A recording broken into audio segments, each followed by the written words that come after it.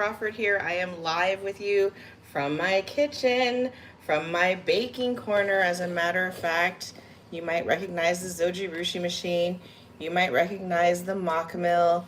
You might recognize me. But exciting this week, we have a new way to film, which is with a very cool thing that I'm going to put on after I put on my apron. So welcome back to Let's Get Baked with Michelle, where if you have a love leaf apron like this one, you are also in the Get Baked with Michelle community, which is our year-long baking sesh, where we are focusing on baking not sourdough. Why did I even say that? Baking yeast bread with home ground flour. We are using the Sue Becker home ground flour book, the essential home ground flour book. We are using the basic yeast bread recipe out of that, and we are making it easy and successful by having these two machines. The mock mill right there. Look at her. Or him, I don't know, whichever you want to say. The mock mill and the Zojirushi bread machine. So today we are here to we're here to learn about knowing more about your dough. So I'm going to put my apron on, and in that moment I magically become a baker. A baker. And when you're a baker, you're part of a community of farmers, millers, and other bakers, and of course the eaters of this world, the bread eaters, which is all of us, since bread is such a healthy thing. Well, if you were with me last month, we were introduced to this recipe right here. My bread recipe that lives on this tatted sheet of paper next to my baking corner on my refrigerator, held up by magnets. And it's been there for several years. You can tell because it's dirty and all whatever. What we did, Renee Leonard and I, for this community last month, and we're planning to do something like this every month, is create a really cool magnet. Instead of this tattered sheet of paper with your bread recipe, you can have a sexy, cool magnet that looks, actually, I can bring it up on the computer and then you can see it for yourself. It's a very cool, like, life slice of bread magnet that has, here, look, that has a, I'm going to go ahead and turn the camera around, and I'm going to go ahead and show me looking up the magnet here on Rep Your State of Mind. Magnet, there it is, magnet. Here's our magnet. It's the Get Baked with Michelle magnet. It is very cool and available at repyourstateofmind.com right now. On it, it has the recipe. Let me see if I can make it bigger. Whoops, there it is. It has the recipe for your freshly milled loaf of bread in both imperial and metric measurements. It has how to program your programmable bread machine if you have a Zojirushi, Virtuoso Plus, or home bakery machine. They have homemade settings that you can use. And we also have the instructions for how to load the bread machine, the bread maker, which is liquids first, then your eggs, and then your flour, and your yeast last on top, and then how to go ahead and bake your loaf. So this was created last month for January. And this month, after having had a private sesh with the person who showed up for office hours from our group right now, was Amanda Lewandowski. Yeah. And she was really proud to tell me that she's been really successful with her baking, with her bread machine, which is not a Zojirushi, and her mill, which is not a mock mill. She has a Vivor from Amazon, and I'm super excited to hear more about that. I should actually talk to her about her Vivor in our private Facebook group, which if you haven't been to it yet, please go check it out. I have to go in there as well and support it more. Sorry about that, you guys. This is all just getting kicked off the ground, you know? So welcome back. Today we're going to do knowing your dough. And this is the thing that is going to separate your bread from being very successful. For example, we're looking at loaves that look like this. Here's my house, you know, we can looking at loaves that look like this. These are pretty good, I would say, and I have baked much worse loaves. So these are my last two freshly milled flour loaves. They are a little bit different in height, or maybe they're just different slices. The crumb's okay. They are, let's see, this one's old, so it's not squishing so good. but it's still soft and not the worst. This one, I made it last night. It's still pretty squishy, but look at the crumbly top, a little crumbly on top. They all are a little bit like that, which is why I recommend the Virtuoso Plus Zojirushi machine the most, because it has a top heater that helps your bread be more cooked on top than the other machines. It is top of the line. It's top of the line for a reason, you know? Okay, well, so what we want to talk about today is that we need to develop our dough intuition. I need you to take if you've successfully gotten your supplies together for your baking corner, I congratulate you. I know Amanda did. She shared that she doesn't actually even have a year-round grocery store where she lives in Michigan, and that she was able to get all of her supplies, all of her hard red wheats, soft white wheats. I'm over here looking at this is my stuff. Hard red wheats, soft white wheat, soft red wheat. She got spelt, she got einkorn. And she shared that she used to buy this einkorn flour and have a local bakery bake the loaves until the local bakery said, we're charging you too much, we can't do it. And now she herself is an actual baker. She says everyone's surprised because previously she couldn't, she was so underconfident as a baker that she had other people do it for her. And now she is baking up a storm with her own machine out there in Michigan. And I couldn't be more proud of you, Amanda. Good job. Hi. Okay, so today we're going to talk about making dough. We're going to make another loaf, and I'm going to add too much water at first, and then we're going to add like the flour to show you what too wet of a dough will look like and too dry of a dough. Why does this matter? It matters because your dough has to have the correct what's called hydration. If you've been watching any of the sourdough circles, you know all about probably hydration. It can be up to like 90% of your dough, very wet doughs. That's tends to be a kind of artisan thing to do. But we want our dough to form a ball. We want the ball to be not too sticky, not too dry, not too shaggy. We want it to be like that we can able to be taking it out of the machine and manipulate it a little bit and then put it back, and only a little bit of dough is on our fingers. It's not that sticky or tacky. So all of that is what we'll be focusing on today. And I love this question in the chat from a mysterious numinous. Can we make stoned canna butter pizza? I mean, absolutely. And that's where we're headed. So last week, we just learned the recipe and we learned how to put together our pantry. If you haven't watched lesson 1, go back and get the download too, to get your pantry list and all the things that I recommend you get to become a kitchen witch, a bread maker with me.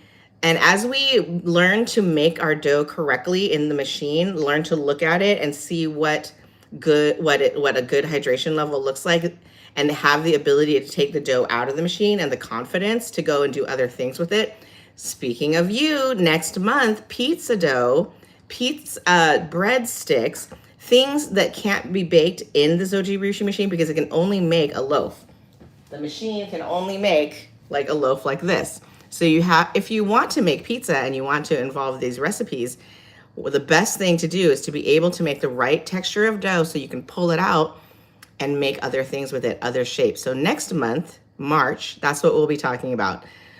After you've conquered getting your dough to be the right consistency, we'll be taking it out and playing around with shaping pizza crusts, which I learned how to do at Vanessa Kimball's retreat. So I have 2 of Vanessa's books right here.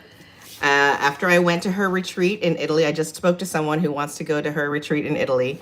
And they were like, oh, what do you recommend it? I'm like, obviously a ton.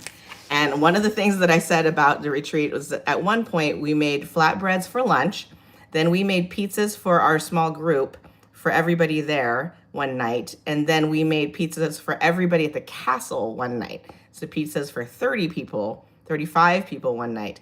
And so one thing that I've gotten out of my retreat is a confidence in making pizzas outdoors in a pizza oven. I can't tell you how confident I am about it, having done it several times in Italy with Dr. Vanessa Kimball.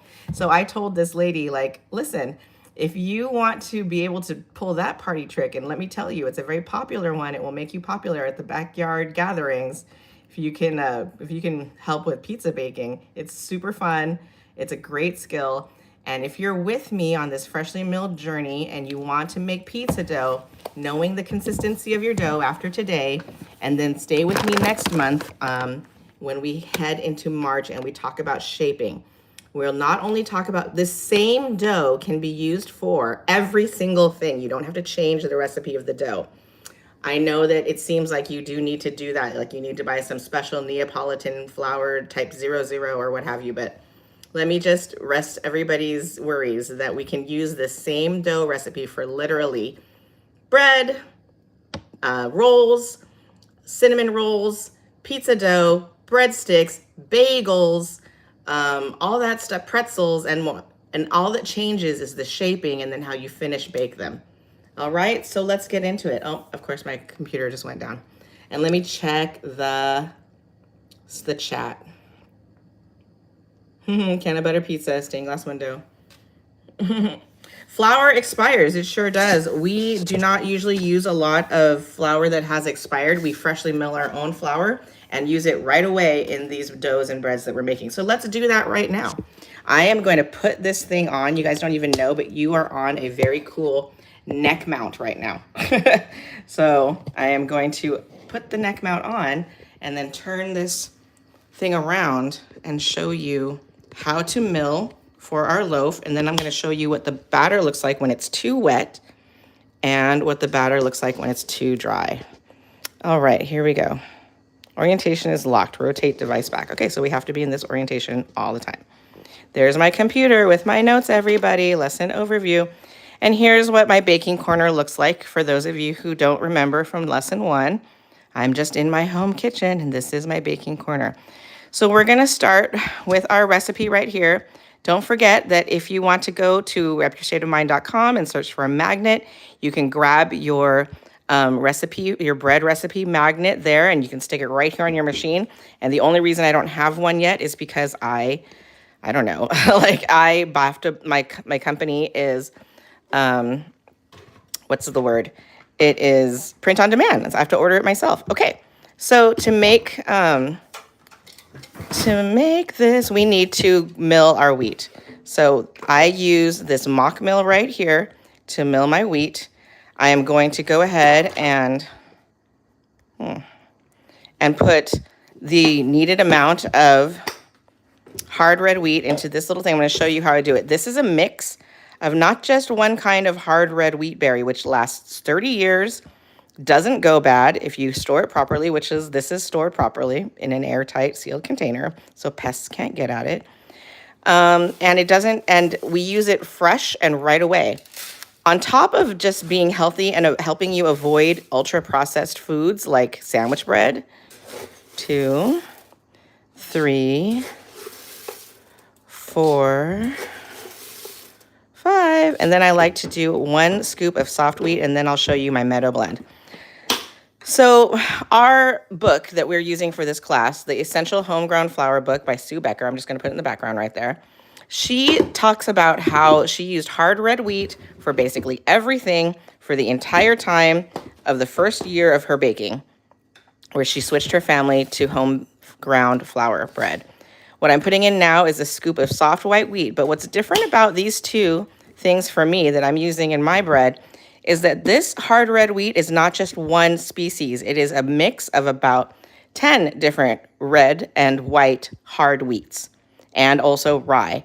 Each one of those, the reason why I do this is to increase the diversity of my diet, to have the fiber maxing benefits of eating enough fiber and a diverse types of fiber. The more diverse the types of fiber and plants that you can consume, the more you can increase your gut microbiome's diversity. And that is the thing that will have effects on your mental and physical health. That idea is what is driving a lot of the health and wellness industry today. If you want to learn more about it, please follow my mentor, Dr. Vanessa Kimball, and one of her mentors and colleagues, Dr. Tim Spector. I think that I am really in love with this, and I even told Amanda, if you guys are already in the Let's Get Baked with Michelle community and you want to read or listened to her and I in our office hours at the end of last month. She talks about how she picked up 5 or 7 different kinds of grains at the Amish store near her, and that's where she's able to do her shopping for grains. And that she's mixing them and she's making single loaves and experimenting, and that's so fun, and I love it. So the Essential Homegrown Flour book talks about in the very beginning, I hope you guys have got this if you haven't already, this is it. It talks about all the things about milling, and it does have a section on what is each grain and how you can use it. But my thing here is to combine the grains, and so you can buy from, say, Janie's Mill, for example, 5 different kinds of hard wheat, red and white, or from Breadtopia, or from Pleasant Hill Grain, or from Amazon even. Each one counts as its own diversity. I also have here a mixture, a blend of different kinds of soft wheats. It says soft white wheat, but it's a blend of soft wheats. So now we have like about 10 different kinds of hard red wheat and about 7 different kinds of soft wheat. Together, that is 17. So my bread already has a diversity of 17 different kinds of botanicals in this grain, in this mixed grain. So there's tip number 1 from Michelle Crawford, what I'm trying to get across in these classes with you guys. It's a combination of stuff I learned following Sue Becker and stuff I learned following Vanessa Kimball. So here's another added bonus on top that is some of the Vanessa Kimball part. It is the Meadow Blend. So over here I have a botanical mix of flowers, peas, seeds. We have peas in here. We have lentils in here. We have flowers, 5 different kinds of flowers, including hemp. We also have mallow, nettles, poppy seeds, flax seeds, things like that. And I get, for every loaf I make, I increase the diversity by getting a tablespoon of this and popping it right on there. And when I do that and I put this through the mill, now my bread has a diversity score of like 22. Okay? Because we have that much different things in here. Every single grain, every grain choice I make represents a different botanical, a different kind of fiber for my gut to eat, and a different kind of bacteria that would live in my gut, or probiotic type of bacteria, will be able to survive in my gut because I ate the thing that it needs to eat. You have to eat the kinds of fibers that all of these probiotics want to live on in order for them to thrive in you. Isn't that funny? So this is what we're doing. And the different kinds of fiber that this provides to my just digestive system is amazing. If you haven't heard about fiber maxing, go learn now. But I'm telling you right now, it's great for you. Okay, I'm going to turn on my mock mill. It has the hopper up here. If you have this kind of mill, you know that you adjust it by making the stones touch. You can hear them. And then you move it 1 click away from that.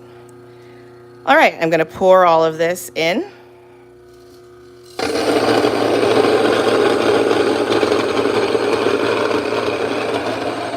it's going to make flour.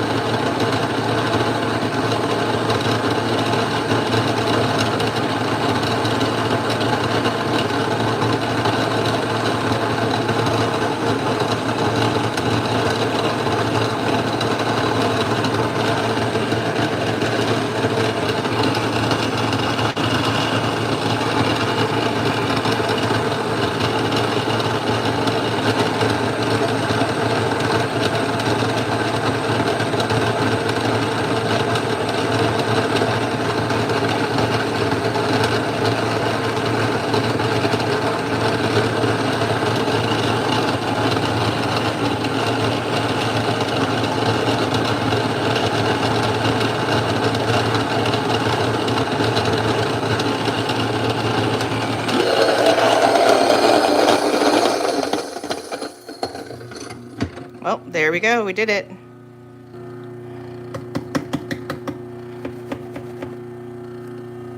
It actually smells amazing. Sometimes the smell of the flowers too, the different botanicals, you can kind of see some of the flowers in my meadow mix are purple, and they're right there. All right, so we're going to explore knowing your dough. Here's the cheat sheet that I developed for you guys. I'm showing it on my computer screen right now, the Know Your Dough cheat sheet. I know because I had to go live and I'm just experiencing like all these technical learnings about how I go live, but I will put the link for this. You can see it's just like on a Google share. So I'm going to copy the link and I'm going to put it into the description box for this video when I'm done with this lesson. But this is the cheat sheet that you're going to get after this lesson. And basically, we're going to do the same thing live. We're going to make a dough that's too wet. I'm going to add all the water. I got it right here already to the machine first. And then I'm going to only add half the flour and show you what that looks like. It's going to look like this picture, really wet and like a batter, like a cake batter, and not good. Then I'm going to add all the flour, and then I'm going to add extra flour, and it's going to look too dry, like this. This is all broken up, pebbly. It can also look shaggy and kind of like have a not smooth looking texture. And then hopefully we'll be able to get our dough looking just right, the Goldilocks dough, which is to say smooth, olive, mostly one piece. We are cleaning off the sides of the bucket and everything, and the dough is not smearing underneath the paddles. It's not too wet. It's not too dry. It's Goldilocks dough. Also in the cheat sheet, if you go down, it's how to fix the dough when it's too wet or too dry, which is to add flour and add water to it. A little at a time while the machine is mixing. And don't be afraid to lift the lid, look at it, touch it. In the Facebook group, I did put like 3 videos up last week of me autolyzing some dough, touching it, showing it to people. So that should give you a clue as to how your dough should look, and we should be able to do it today. I also am going to talk about autolyzing. Autolyzing is a question that came up with Amanda in our private sesh. And all it is pre-soaking your flour and your water together. And why that's a great idea for freshly milled flour like this, like we just made, is because this includes 100% of the bran, the outer seed coating of the kernels of wheat, of the berries of wheat. And with the bran intact, it's very sharp, and it pops the gluten bubbles that form in your dough that create what we call the crumb. The crumb is all this network of little holes. Those are all created by yeast fermenting, and then the gluten in the bread holding the bubble. Wheat bread has very high bran content, and bran is very sharp and pokey. It pops all the bubbles and leads to wheat bread being denser and not as open and airy as like breads that are made with white flour, for example. So autolyzing is something that we're going to talk about as we make our dough the correct hydration today in the Zojirushi bread maker machine. And why? Like I said, it softens the bran, and it leads to your gluten having a better chance of forming, and that leads to your bread baking up better. So all it is mixing the water and the wet ingredients of the recipe. To be honest, it's all the ingredients except for the yeast in our recipe. Here's our recipe. It's 1.5 cups of hot water, 1/3 cup of oil, 1/3 cup of honey, and 2 teaspoons of salt, 1 egg, which is optional, 1 tablespoon of lecithin, which is also optional, gluten, 1 tablespoon, which is also optional, and then 4 to 4.5 cups of freshly milled flour we just made, and an optional flax seeds, and then 1 tablespoon of yeast. So in the Zojirushi machine, let's put all the water. So here's our machine. I'm going to put all the water, which is 1.5 cups, in. And then I'm just going to place, let's do half the flour. So I'm going to do like, I don't know, 2. This is a 1/2 cup measure. So 1, 2, 3, 4. That's 2 cups of flour. Let's do like 1 more. 3 cups of flour. Okay. Now I am going to show you that I have on my machine. So the machine has all these courses. If you have a Virtuoso Plus. The courses are listed right here on the front of the lid. In the other models, they're kind of like over here, different places, or, you know, on the machine itself. We have homemade settings over here. We have 3 of them, which you can program yourself. So my secret autolyzing weapon is that I have been using memory 1 of the homemade for a 5-minute mix.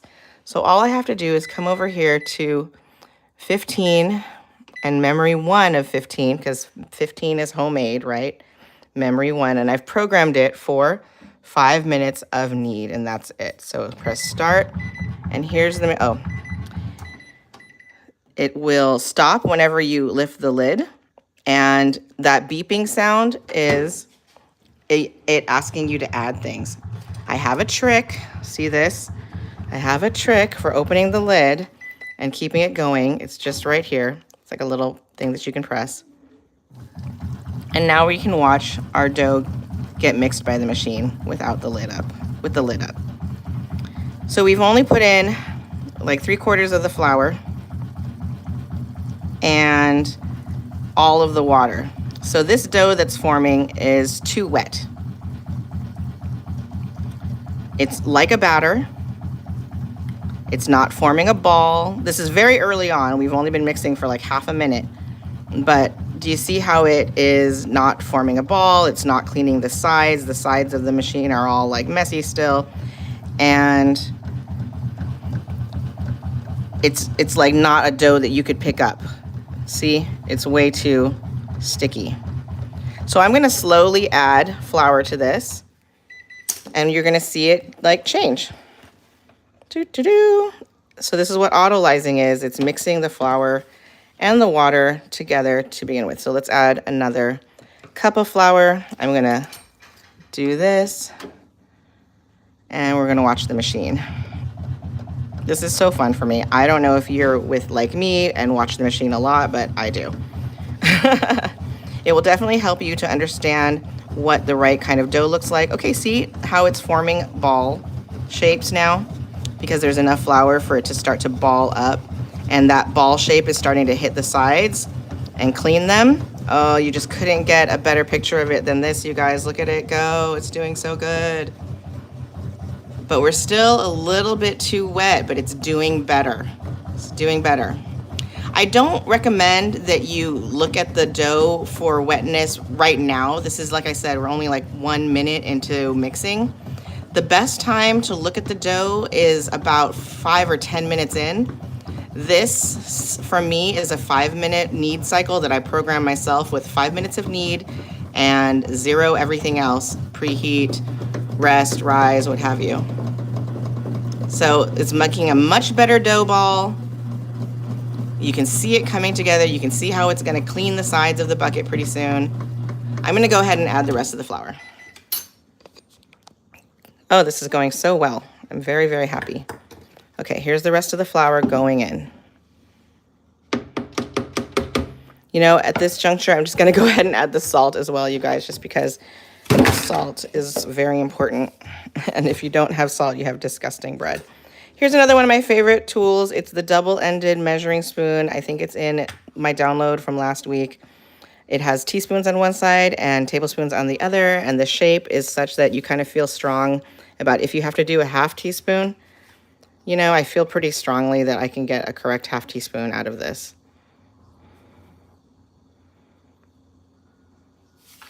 Okay, so just add that. The main ingredients that bread needs is the 4 big ones are the water, the flour, the salt, and the yeast. If you're gonna be minimal about bread, that's called lean dough. Okay, we've added all the flour and the salt now, and we're just watching it knead. In real life, I would close the lid, walk away, and do something else, and come back in 5 minutes and put the yeast on top of this, and then set the program to the full bake cycle that I normally have.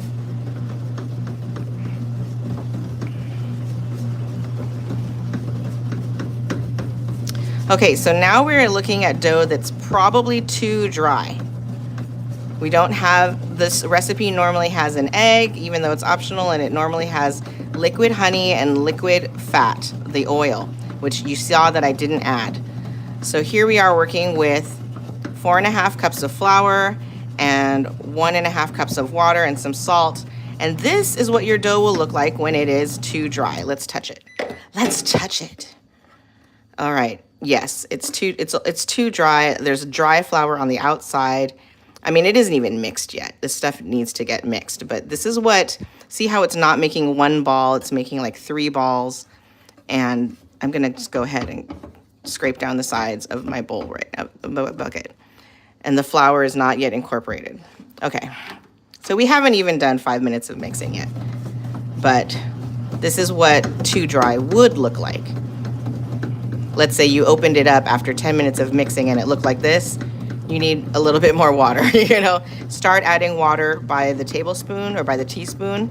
If it looks, you know, this bad, I would add a tablespoon of water. If it looks less bad, then I would go ahead and add just a teaspoon of water. Give it some mix time, maybe 1 to 2 minutes, and then come back and check it again. Has it started to come together? Do we have enough moisture yet? Hydration for it to become a ball and to clean the sides or not? So right now we have 2 balls and we have a lot of dry flour.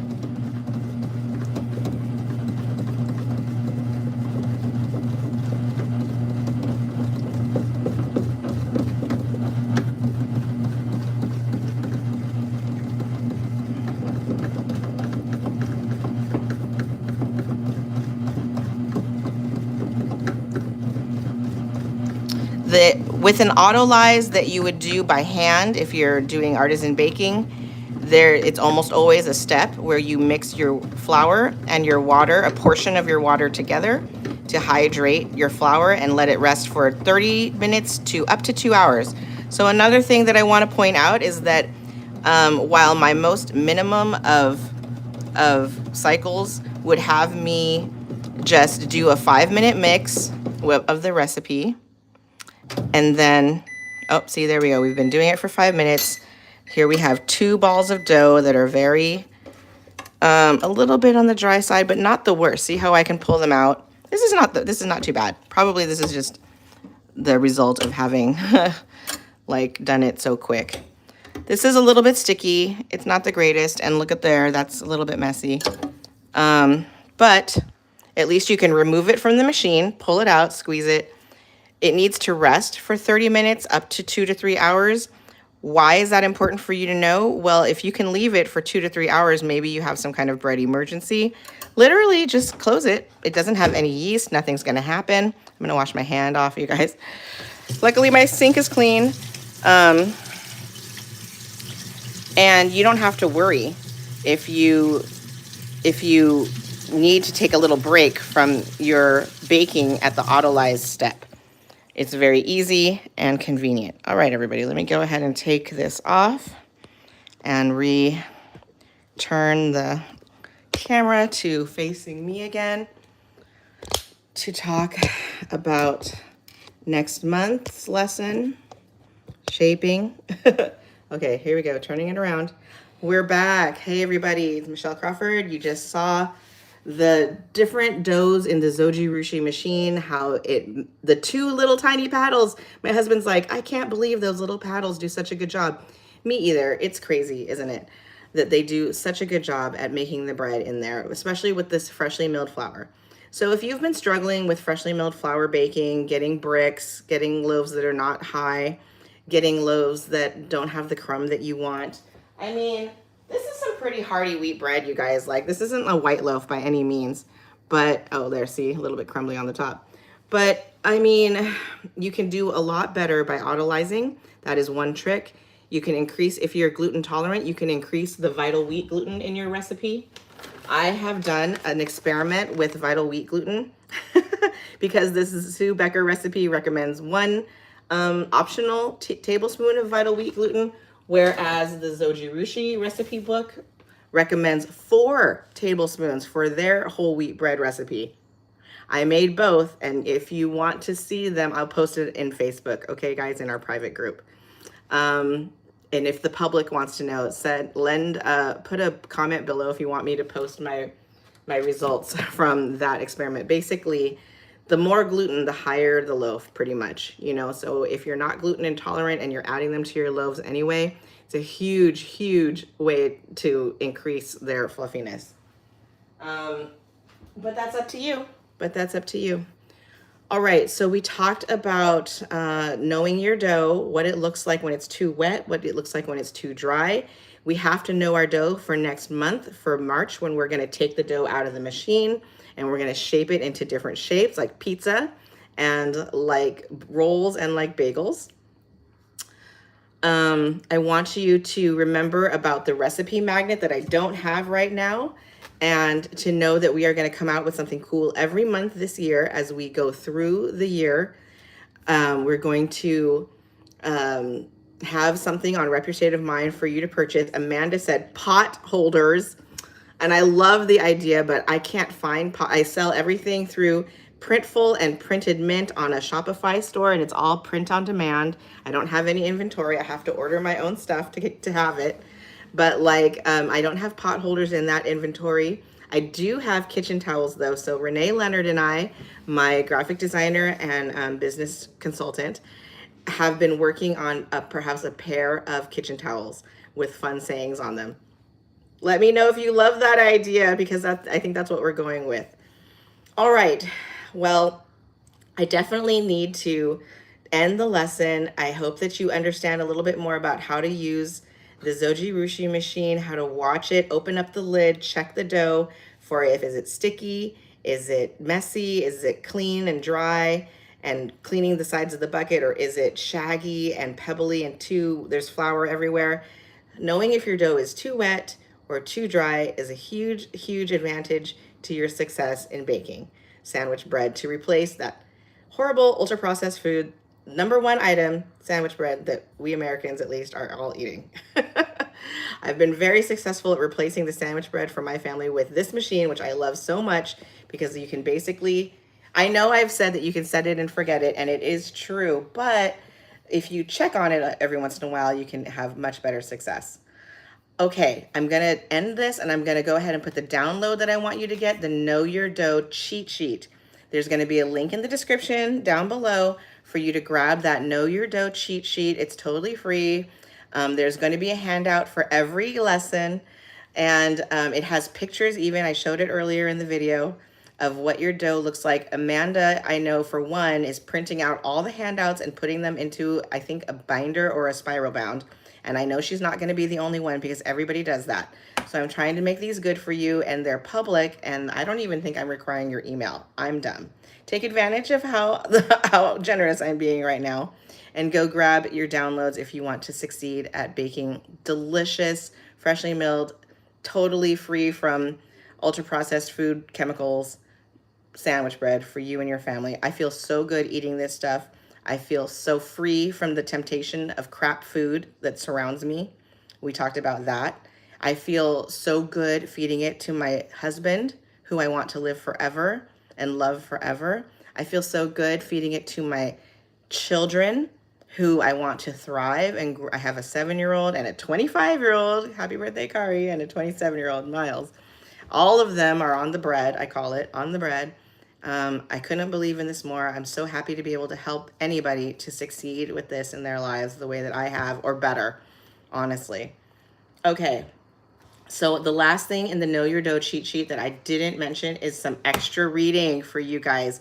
Hey, I'm not the only person in the world. Like, it's so funny that after my retreat, all of you people that were like, hey, since you went on the retreat with Dr. Kimball of the Sourdough School, are you going to teach us sourdough now? Well, you can kind of probably expect that from me. I am in her diploma class that meets every Tuesday for 2 years, you guys, for 2 years. And right now I'm supposed to be making a starter. So probably I'll be teaching sourdough in the future, especially if I have a really good time teaching you yeast bread now with the Sue Becker plan. So Sue Becker's book is our book. Get it and start thriving with me. So Know Your Dough has 3 extra articles to read. 2 of them are from King Arthur, and they're just about using your bread machine and, you know, like making it your servant, getting to know how it works, and especially using it to mix for you, bake for you. It's such a great little machine. It has so many capabilities. I have made jam in it. There's recipes for that in this book, jam in it. I have made cake in it. So for example, here is a pound cake, little part of a pound cake that I made in the Zoji Rushi machine.